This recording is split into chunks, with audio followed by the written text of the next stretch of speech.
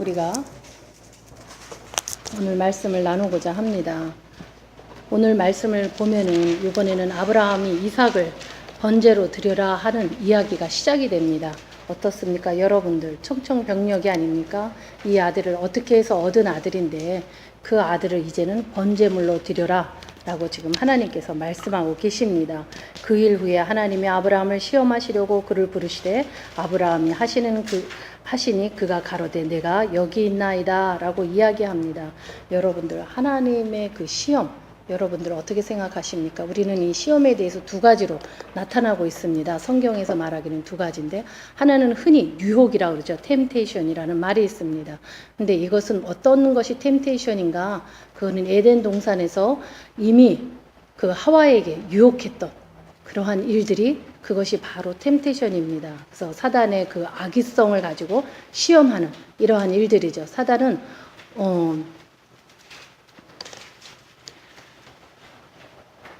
사단은 하나님이 우리에게 주신 그 생명체에 대해서 심지어 그 하나님의 아들 죄송합니다. 하와에게도 그러한 유혹을 처음에 창세기에서 일어난 일과 같이 또 어떤 일이 일어나냐면 하나님의 아들인 성자 하나님의 앞에까지 와서 또 한 번의 유혹을 또 합니다. 그렇죠. 그래서 그 광야에서 3번의 유혹을 합니다. 그리스도까지 유혹의 대상으로 삼고 있는 그러한 것이 자신의 영역을 넓혀 나가는 이러한 것이 사단의 특징입니다. 특히 하나님의 형상으로 지음받은 인간을 유혹하여서 영적으로나 하나님과의 그 영원한 그 단절을 요구하는 것이 바로 사단이 우리에게 주는 유혹입니다. 또 도덕적으로는 제약의 올무에 가두어 끝내는 그의 전 인격을 파괴시키려고 하는 목적으로 또 유혹합니다. 우리가 이 사단에게 유혹을 받으면 도덕적인 면에서 그 나의 인격이 파괴가 됩니다. 그래서 도덕성을 잃어버리죠. 그렇기 때문에 이러한 목적을 두고 이러한 일들이 일어납니다. 사단의 유혹의 전략은 너무도 지능적이고 다양적이고 그렇기 때문에 이 연약한 본성을 지닌 우리 인간의 혼자로는 그 능력을 도무지 감당할 수 없다라고 고린도후서에서 말하고 있습니다. 그러므로 우리는 사단의 유혹으로부터 자신을 지켜나가기 위해서는 어떻게 해야 하는가? 매일 매순간 주님께서 가르쳐 주시는 대로 우리가 기도를 하는데 무슨 기도를 하느냐? 우리를 시험에 들게 하지 마옵시고 그렇죠. 우리 시험에 들게 하지 마옵시고 다만 악에서 우리를 구하여 주시옵소서라고 우리가 신앙 고백을 하지 않습니까? 그러듯이 되뇌이면서 자기 자신을 성령의 선하심으로 인도받을 수 있도록 수없이 우리가 주기도문으로서 우리가 기도를 해야 한다라는 것입니다. 그러지 않고는 우리가 매일 매순간 우리가 이러한 마음 자세로 살아가지 아니하면은 사단의 유혹에서 벗어날 자가 없다라는 거예요. 그만큼 그는 간교하고 지능적이다라는 것입니다. 근데 우리가 이 유혹에 한번 빠지면 하와가 어떻게 했죠? 그거에 빠지니까 어떻게 됩니까? 하나님을 부인하게 되는 상황까지 가죠. 그러면서 누구 때문에 라고 이야기합니다. 그러면서 자기의 잘못을 인정하지 않으려고 해요. 사단의 유혹이 일단 딱 들어오면 자기 잘못을 인정하지 않습니다. 그리고 꼭 누군가를 탓을 하면서 거기에 올무에 걸려들게 해요. 그렇게 함으로 인해서 어떻게 됩니까? 지금 이 상황에서 누구 탓을 하고 있는 이것이 도덕적으로 맞습니까? 맞지 않죠. 그러므로 인해서 나라고 하는 이 인격, 이 전인격적인 이것이 파괴돼 버리는 거예요. 거짓을 말하게 되기 때문에.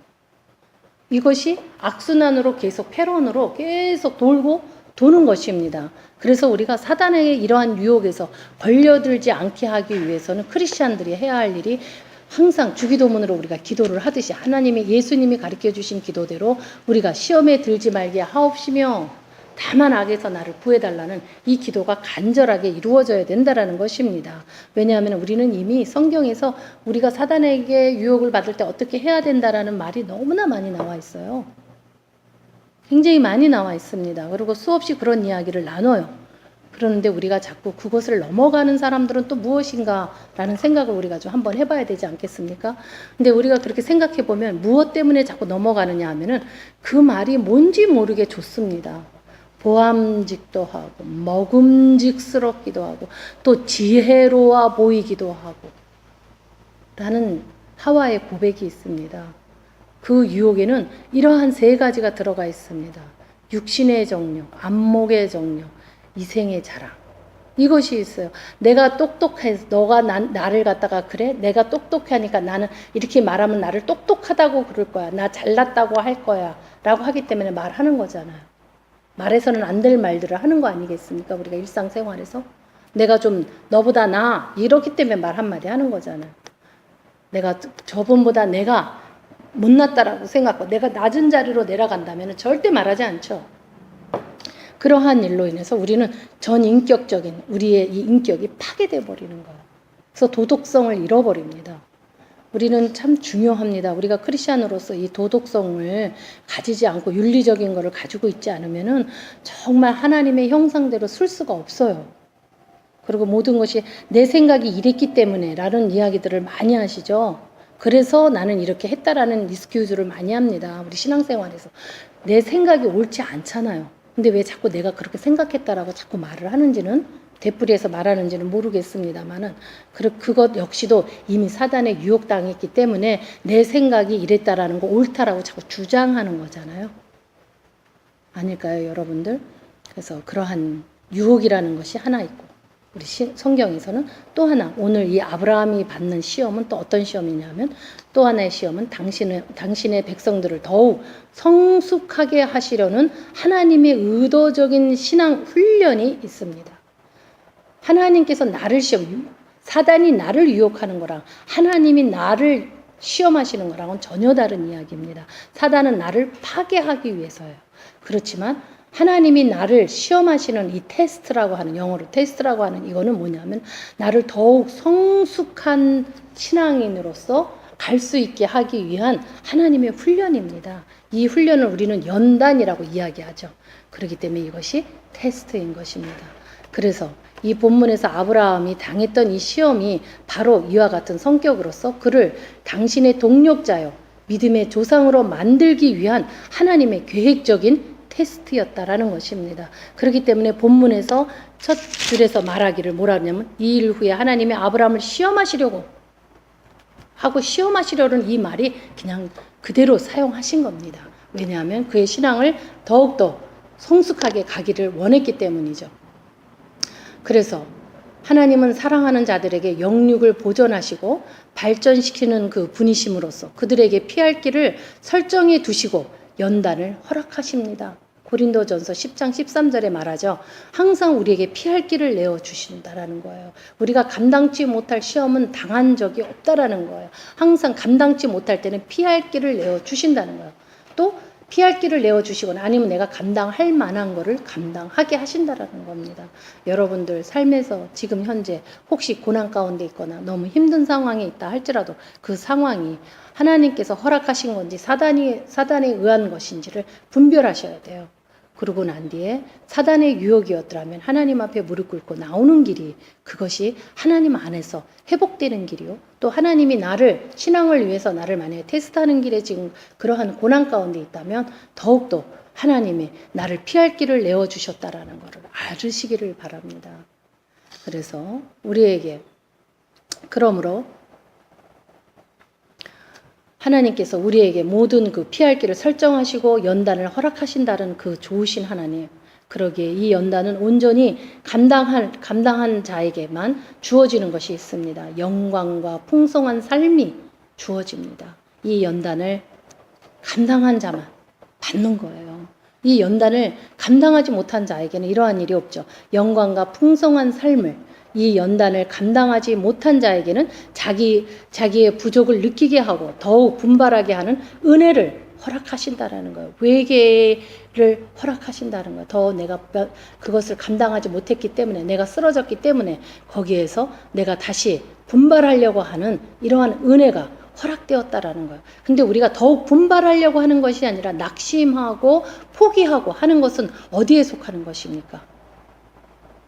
사단의 유혹에 속한 거죠. 그래서 전 인격이 파괴되는 거죠. 하나님의 시험이 아니라는 것입니다. 여러분들. 하나님의 시험은 우리가 눈으로 볼 수 있는 것은 무엇이냐면은 내가 부족하다라는 것을 알고 더욱 분발하려고 하는 것이 그것이 하나님이 나한테 테스트한 거라는 거예요.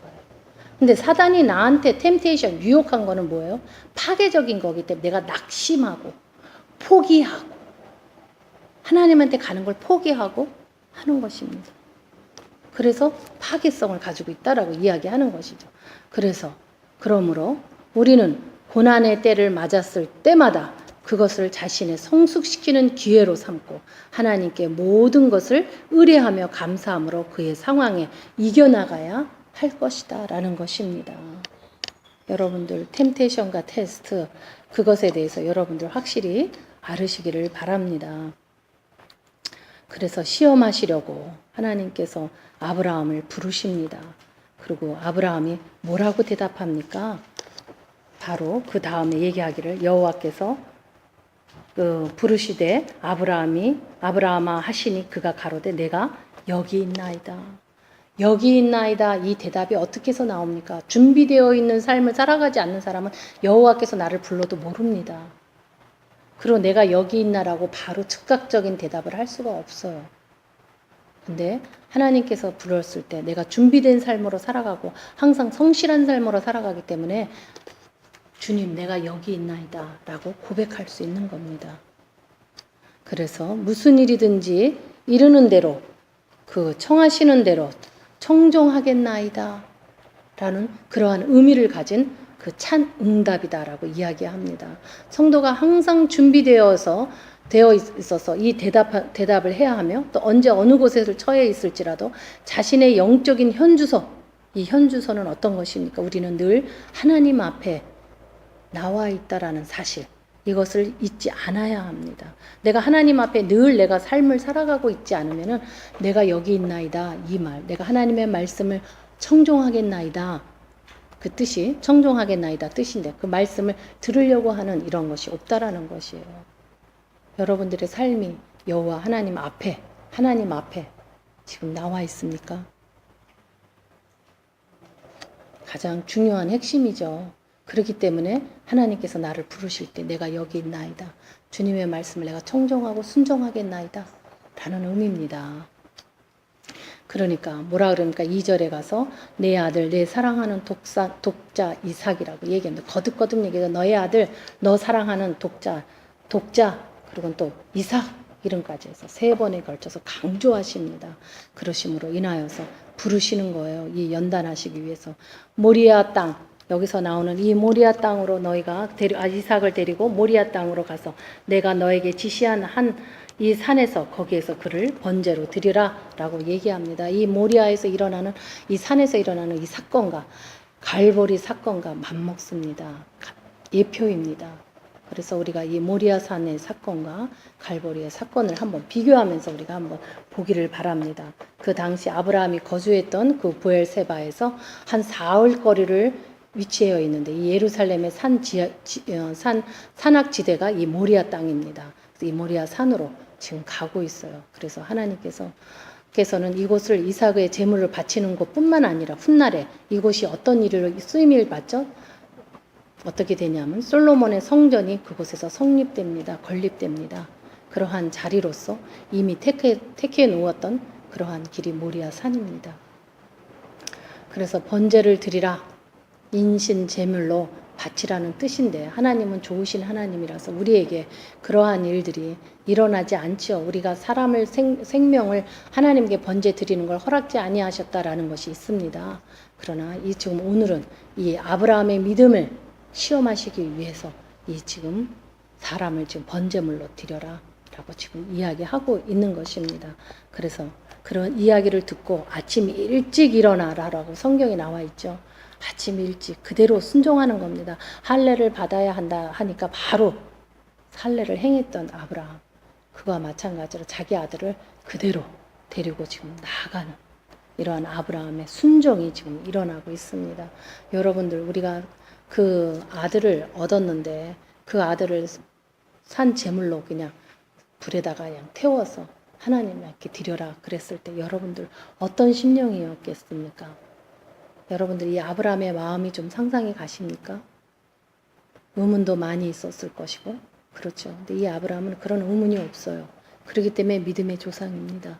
하나님이 하라고 하니까 아침 일찍 일어나서 그것도 늦게 일어나는 것도 아니고 갈등을 겪는 것도 아니고 그냥 순종으로 나갑니다. 이것이 아브라함의 신앙이에요. 우리 자매님께서 그런 아브라함의 신앙이 있는 자를 배필로 받기를 원하는데 배우자로. 그렇죠? 이러한 자여야 되는 거예요. 망설임이 없다라는 거예요. 하나님의 음성 앞에서, 말씀 앞에서 토를 달지 않는다는 겁니다. 그래서 아침 일찍 일어나서 그 명령에 순종하기를 위해서 서두르고 있는 거예요, 지금. 그것을 빨리 이루어드리기 위해서 서두르고 있습니다. 그러면서 사실은 이 아브라함이 기쁜 마음으로 지금 순종하고 있을까요? 그러나 우리 인간이기 때문에 여러 번 실수를 했던 이 아브라함인데 그렇겠습니까? 그는 아마 밤잠을 못 이루고 심히 고통과 갈등하면서 겪었을 것입니다. 그러나 신앙의 길은 이 순종밖에 없고 하나님이 어떠한 식으로도 약속을 이루고 능하게 이루어 주시는 분이시라는 것을 너무나 잘 알고 있는 아브라함이 그 하나님을 그대로 믿었던 것입니다. 그래서 그는 모든 갈등을 극복하고 하나님의 뜻을 준행해 드리기 위해서 일찍 일어난 것입니다. 갈등은 했을지는 모르지만 그 갈등에서 자기가 찾은 것이 무엇입니까? 하나님은 약속하신 것을 이행하시는 분이시다라는 걸 알아요. 그리고 그것이 인간으로는 가능치 않은 일을 능하게 행하시는 분이라는 것도 압니다. 그렇기 때문에 믿으시는 거예요. 그래서 하나님을 믿고 그래서 아침 일찍 일어나서 나아갑니다. 그러면서 번제에 쓸 나무를 구하고 그러면서 지금 나가고 있는 거예요. 우리 하나님이 어떻습니까? 우리가 하나님께 우리 성경에서 말하는 이 시련이라는 거 이것은 어때요? 우리가 실현하려고 오는 그 불의 시험이라는 말이 베드로전서에 나오는 말이 있어요. 그 불의 시험이라는 게 나오죠. 그거와 마찬가지로 우리가 이 말이 나오는 거는 우리가 이 나라고 하는 이 전 인격을 예수 그리스도 앞에 그냥 번제로 그냥 드려야만 되는 거예요. 그것이 로마서 12장 1절 2절에서 나오는 영적 예배입니다. 우리는 이 나라고 하는 이 전인격 내가 정말 이삭과 같이 지금 내가 번제물에 우리는 영적으로 번제물에 들어가서 내가 태워져야 되는 거예요. 그래서 다시 살아나야 되는 겁니다. 그렇지 않을까요, 여러분들? 우리가 이러한 자의 조상의 우리의 조상의 아버지가 이러한 분입니다. 이분이 바로 아브라함이에요. 여러분들, 우리가 우리의 현주소를 잘 알으셔야 됩니다. 순종 외에는 아무것도 없다는 거. 순종했었을 때 하나님한테 보호받는다는 거. 내가 순종하지 아니하면은 보호를 못 받는다라는 거를 여러분들 그것을 아브라함은 너무나 잘 알고 있었고 우리도 너무나 잘 알고 있는 일입니다. 왜냐하면 우리가 성경을 한두 번 본 게 아니고 한두 번 설교를 들은 것이 아니기 때문에 우리는 알고 있습니다. 특히 우리 교회는 이제 하나님 믿어서 나오신 분들이 아니라 모태신앙과 오랜 신앙생활을 하신 분들이 저희 교회에 모여 있기 때문에 많이 들은 말이에요. 순종 외에는 아무것도 없다라는 것에 대해서 많이 들으셨고 순종해야만 하나님한테 보호받고 하나님에게 축복받는다는 것도 은혜를 입는 자들이 된다라는 것도 잘 알고 있습니다. 그래서 이제 지시하신 곳으로 이제 떠납니다. 그래서 3일을 걸쳐서 그 여정을 사이에서 헌신과 순종의 길이자 지성소를 향하는 이 속죄길에 들어서는 이러한 길을 지금 3일에 걸쳐서 지금 가고 있다라는 것입니다. 그래서 이 제3일에 지시한 그 땅에서 지금 사흘째 걸려서 이곳에 오죠. 그래서 이 상징적인 하나 이것은 6월절 상징적이기는 하지만은 이것이 6월절 나흘 전에 미리 양을 준비하시고 하라고 지시했던 일과 일치합니다. 그러죠. 문설주에다가 피를 바르고 이 6월절에 이 양을 사흘 전에 준비하라라고 이야기하잖아요. 또 예수 그리스도께서도 마찬가지입니다. 그렇죠. 이 양이 준비되어 있는 것이 본인이 준비되어서 가는 거죠. 그래서 이러한 일들을 우리가 봅니다. 그러면서 우리 5절에서 너희에게로 돌아오리라 라고 이야기하죠. 이것이 무엇입니까? 그 같이 갔던 하인 둘에게 이제 기다리라고 이야기하시는 것입니다. 그러면서 아브라함이 사환에게 이르되 너희는 나귀와 함께 여기서 기다리라. 내가 아이와 함께 저기 가서 경배하고 너희에게로 돌아오리라 라고 이야기합니다. 여기서 뭡니까? 너희에게로 돌아오리라 라고 이야기하죠. 이삭과 함께 돌아오겠다라는 확신이에요. 이미 믿음으로 나간 거예요. 믿음으로 사흘을 걸으면서 나귀를 타고 가면서 믿음으로 지금 말하는 것입니다. 여러분들 이러한 믿음이 없이는 우리는 너무나 힘든 크리스찬으로서 또 세상의 빛으로서 정말 빛이 아니라 어둠의 역할을 할 수밖에 없는 그러한 삶으로 살아갈 수밖에 없습니다. 믿음이 없기 때문에 순종할 수 없는 거고, 순종하지 못하기 때문에 믿음이 자라지 않는 거예요. 그래서 이러한 믿음, 내가 다시 돌아올 것이다 라고 이야기합니다. 원어 성경에서 이 말을 어떻게 표현하느냐 하면은 우리라는 그 반복적인 그 복수 1인칭이 그 사용되었습니다. 그래서 우리래요. 그래서 우리가 돌아올 것이다. 그래서 종들을 따돌리기 위해서 아브라함이 거짓말로 이해할 수 있지만은 그것이 아니라 하나님의 약속을 믿고 죽은 것과 같은 자신의 몸에서 독사 이삭이 기적적으로 탄생을 체험한 아브라함은 지금 이삭이 죽음을 당하나 하나님의 능력으로 인하여서 다시 살아날 줄을 믿는 것이 바로 오늘 이 증거로 이야기하고 있는 것입니다. 어떻습니까? 예수 그리스도께서 십자가에서 죽으심으로 다시 살아난 것 같이 이삭이 그곳에서 다시 죽는다 할지라도 다시 살리실 것이라고 믿는 거예요. 왜? 죽은 몸에서 이삭을 태어나게 하시는 그 하나님을 믿기 때문입니다. 하나님께서 자기에게 역사를 일으켜 준 것을 믿기 때문에 그 다음에 하나님이 나를 테스트하기 위해서 온 그 테스트를 감당하는 거예요. 분명히 이 아이를 다시 죽이고 다시 살리실 거라는 걸 아는 거예요.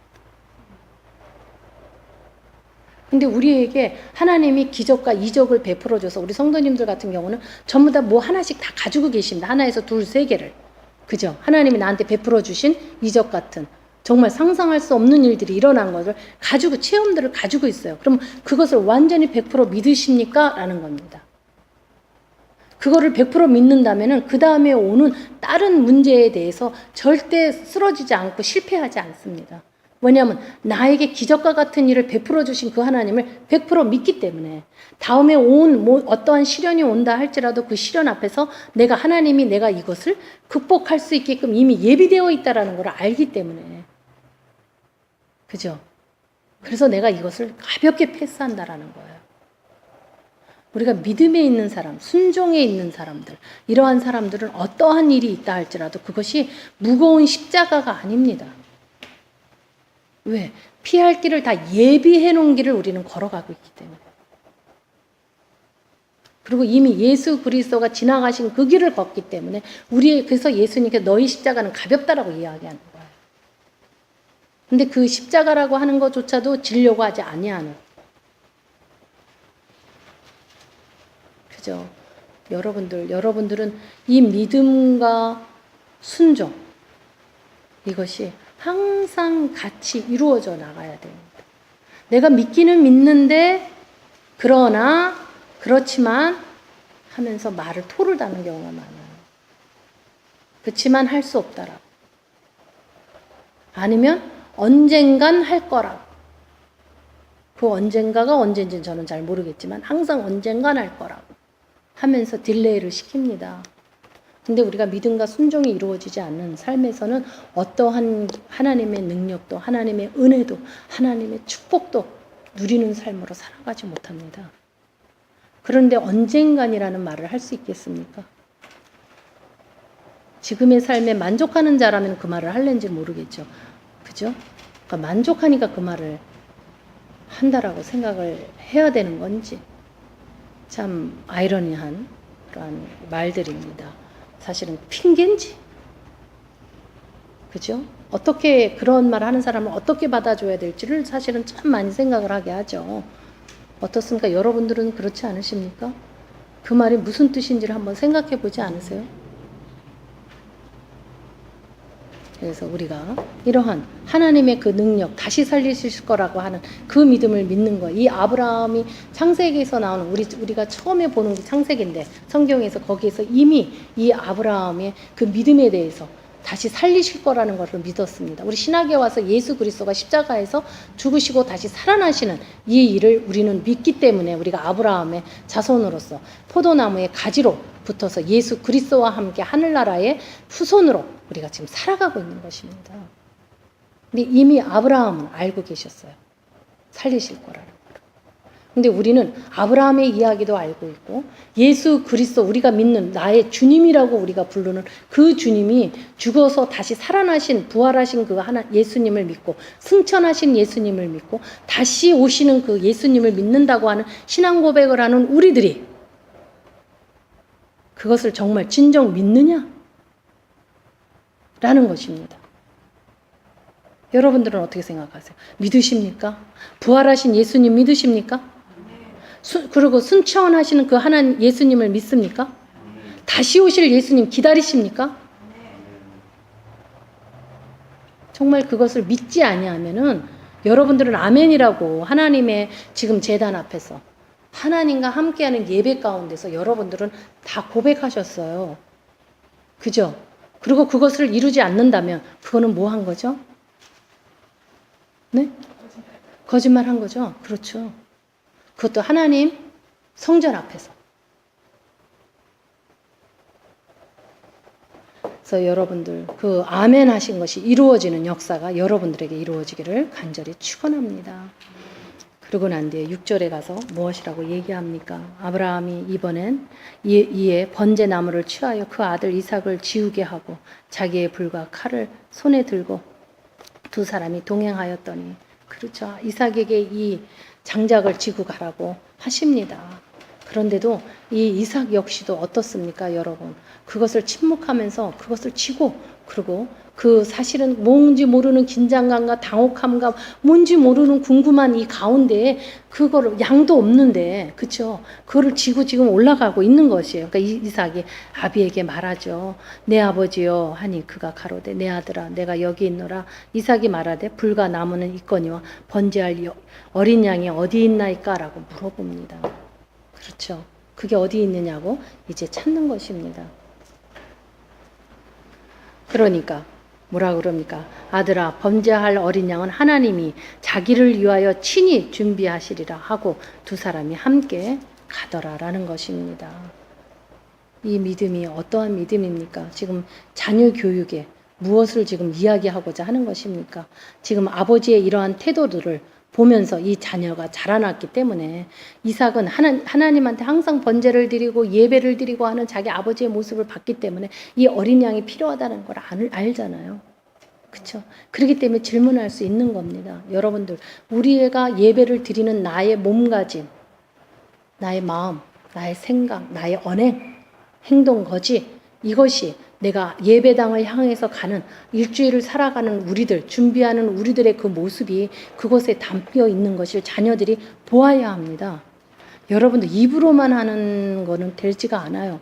내가 얼마나 건건하게 토요일 날 내일을 가기 위해서 옷을 준비하고 하는 그 모든 준비되어 있어서 부모가 자기 잠자리로 들어가는 것, 모습을 자녀들한테 보여주느냐 안 보여주느냐에 따라서 그 아이의 믿음, 신앙이 달라집니다. 여러분들은 어떠세요? 여러분들의 가정은 어떻습니까? 토요일이면 다 준비되어 있어가지고 그러한 모습을 늘 아이들의 눈에 보여주고 그것이 교육 삼아지고 하는 삶으로 여러분들 살아가고 있습니까? 그러한 모습들이 바로 그 신앙의 교육입니다. 여러분들이 무엇으로 자녀를 교육할 수 있어요? 어떠한 예수님은 이런 분이야, 하나님은 이런 분이야, 너네는 이렇게 해야 돼, 저렇게 해야 돼 라고 명령을 내는지는 모르지만 그 부모의 그 행위가, 그 행동이 그 말과 일치가 돼야 되잖아요. 근데 여러분들은 어떻습니까? 주일날을 위해서 준비하고 있는 것을 자녀들에게 보여주십니까? 또 자녀들에게 준비하라고 이야기하십니까? 또 내 삶 자체가 건건하려고 토요일날이면 건건하게 조용히 그 예배를 나가기 위해서 내 마음을 가라앉히고 성스럽게 하려고 노력들 하시는 것을 보여주십니까? 자녀들에게. 어떤 삶을 사십니까? 그렇기 때문에 이 아브라함이 하나님의 조상일 수밖에 없는 것입니다, 여러분. 그래서 그러한 모습, 늘 하나님께 예배드리는 이러한 아브라함의 이 모습을 보고 이 자녀가 이야기하는 것이죠. 그러면서 어린 양이 어디 있느냐라고 물어보니까, 양이 어디 있느냐 물어보니까 하나님이 자기를 위해서 준비하실 것이다 라고 이야기합니다. 그리고 9절에서 하나님이 그에게 지시한 곳을 이른지라 아브라함이 그곳에서 단을 쌓고 나무를 벌려놓고는 그 아들 이삭을 결박해서 나무에 위에 올려놓습니다. 여러분. 근데 이 이삭 역시도 나이가 있잖아요. 자기가 반항할 수 있습니다. 그렇지 않을까요? 근데 반항하지 않아요. 왜 그렇습니까? 바로 교육 때문이죠. 그죠? 내 자녀가 힘들게 합니까, 여러분들? 내 자녀가 이상한 행동들을 합니까? 여러분들, 자기 자신을 뒤돌아봐야 됩니다. 내가 어떠한 부모인지를 알으셔야 돼요. 자녀가 힘들어합니까? 숨 쉴 수 없어 합니까? 내가 어떠한 부모 역할을 지금 하고 있는지를 알으셔야 됩니다. 내 자녀가 고통 가운데 있는 거, 내가 어떻게 할지도 못하면서 있는 상황에 혹시 있습니까? 여러분들 하나님한테 무릎 꿇으셔야 됩니다. 이 아브라함은 자녀 교육에 있어서 그렇게 가르친 것이에요. 내가 가르쳤다고 해서 말로 이래라 저래라 하는 가르침이 아니라 자기를 본을 삼을 수 있도록 내가 하나님 앞에 건건하게 성실하고 진실되게 살아가고 있다라는 거예요. 내가 자녀에게 거친 말을 사용하지 아니고 부부간에 거친 말로 싸우지 아니하고 욕을 하고 서로가 그냥 막 이런 모습들 보여주고 하는 그런 삶이 아니라 정말 토요일이면 건건해져서 예배를 하기 위해서 준비하고 있는 그런 부모의 모습을 보여줘야 되지 않겠습니까?